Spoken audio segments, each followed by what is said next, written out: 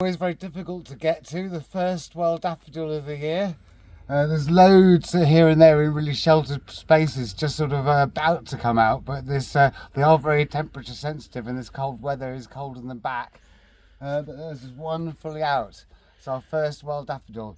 It's really sheltered here, it gets sun, it hardly gets any wind, and these places do get them first, and then like north facing places get them later. And they're just coming up with the snowdrops, and you do find that you get like an overlap of snowdrops and wild daffodils, and they do grow really well together.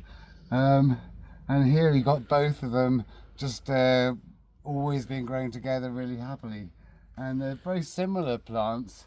They grow in the same way and they are related, but so nice and bright when you see these little wild daffodils. And they're narcissus, pseudo-narcissus.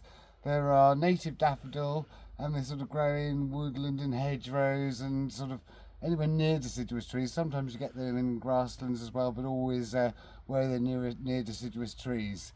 And they just look really, really lovely and bright, with the slightly lighter coloured outer petals and the really yellow trumpets. And they get about kind of 8 or 10 inches high usually, really, really small. And they're usually a bit before most cultivated types. The cultivated types tend to come out a bit later.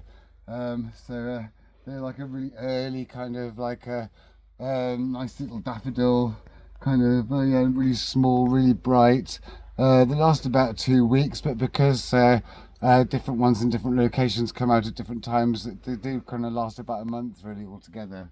Really, really lovely to see the first ones out. But most of them aren't out yet. Those are not out yet, and there's some other ones here you can just see here and here where there's lots and lots of flower buds, but they're not out yet. So really, really good to see those first ones. Really, really bright, proper sign of spring that is. Really, really good.